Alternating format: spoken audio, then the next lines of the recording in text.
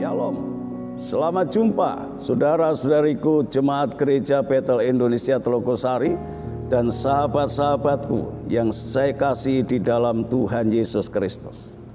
Senang sekali hari ini kita bisa berjumpa lagi melalui renungan firman Allah yang akan kita bahas. Hari ini kita akan membahas tentang mujizat di balik badai. Mari kita akan awali dengan membaca ayat Alkitab dari surat 1 Petrus pasal 5 ayat yang ke-7.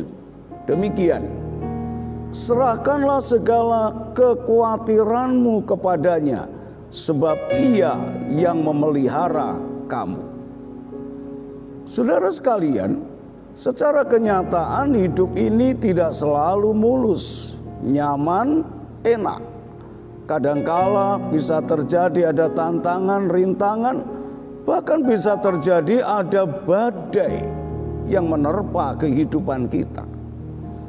Badai adalah situasi dan kondisi yang bergejolak dengan tidak beraturan dan bisa mendatangkan banyak bahaya yang tidak dapat diatasi oleh kekuatan alamiah dan kemanusiaan kita. Disinilah diperlukan yang namanya mujizat, intervensi kerja kuasa Allah. Saudara, badai bisa menerpa siapa saja tanpa kecuali.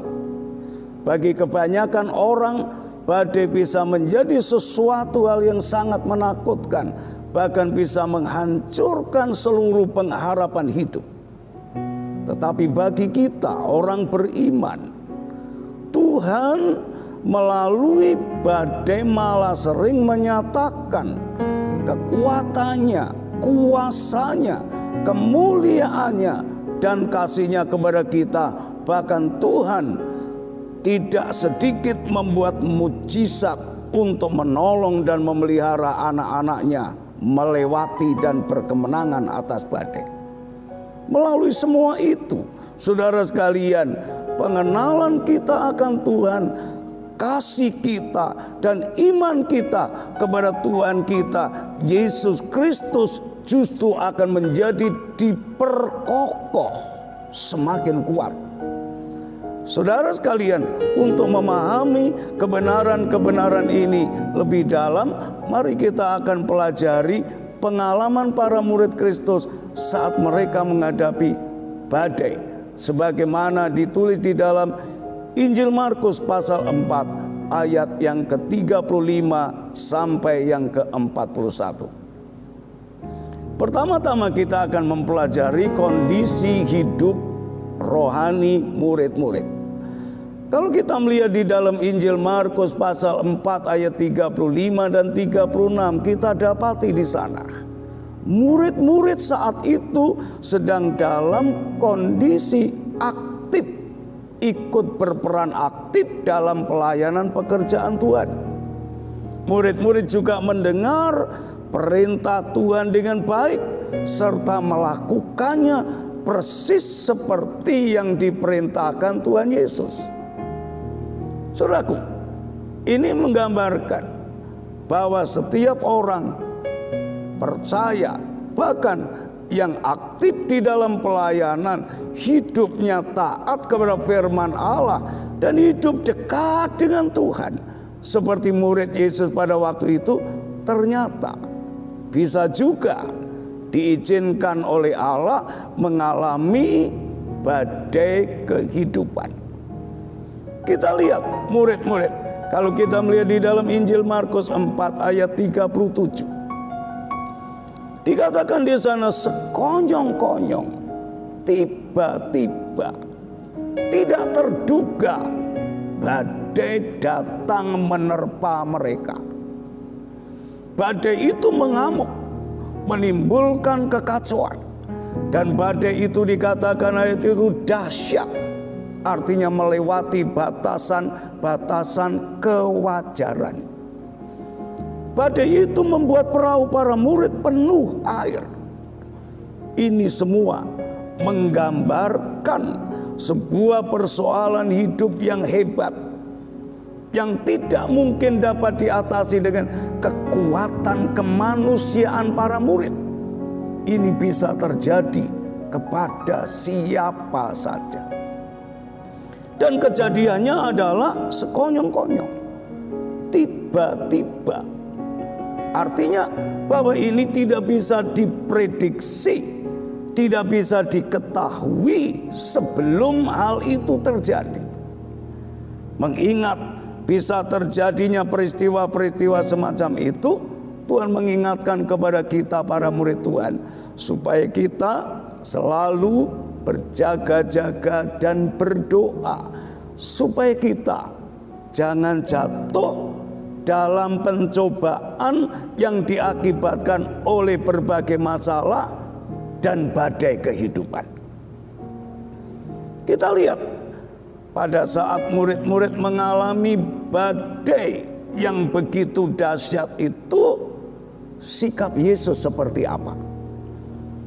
Di dalam Markus 4 ayat 38, di sana dijelaskan Yesus tidur di buritan perahu. Seolah Yesus tidak peduli, masa bodoh, tidak perhatian. Dengan sikap Yesus yang demikian, murid-murid Tuhan mengalami dua badai yang menerpa kehidupan mereka. Yang pertama adalah badai alam yang menerpa mereka, yang sudah begitu dahsyat, membuat kendali pikir mereka menjadi kacau. Yang kedua dahsyat lagi, badai sikap Yesus yang seolah tadi tidak peduli, yang kemudian itu bisa meluluh lantakkan pengharapan murid-murid. Mereka berpikir bahwa mereka pasti akan binasa. Nah, apa yang menjadi reaksi murid-murid Tuhan pada waktu menghadapi badai yang dahsyat itu, sekaligus menghadapi sikap Yesus yang malah tidur? Saudaraku, yang pertama, kalau kita melihat di dalam Markus 4 ayat 38 dan ayat yang ke-40, murid-murid marah besar sama Tuhan. Guru, engkau tidak peduli kalau kita binasa. Murid-murid kehilangan kendali, murid-murid putus asa, murid-murid berpikir mereka bahkan bersama dengan Yesus bisa binasa. Murid-murid begitu takut dan kehilangan kepercayaan bahwa mereka bisa selamat. Saudara, sikap dan reaksi murid ini manusiawi, alamiah, tetapi bukan berarti itu benar. Justru sikap yang demikian akan membuat kendali pikir, keseimbangan kehidupan dan emosi menjadi kacau balau. Saudara, ternyata Tuhan tidur.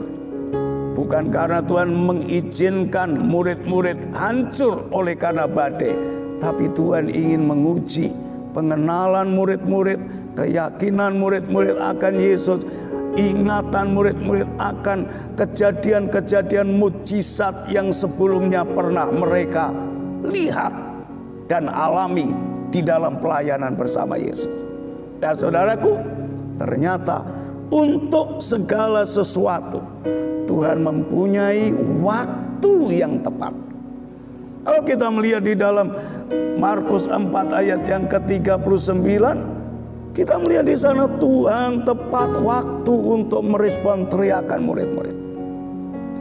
Tuhan tepat waktu untuk bertindak mengatasi badai masalah.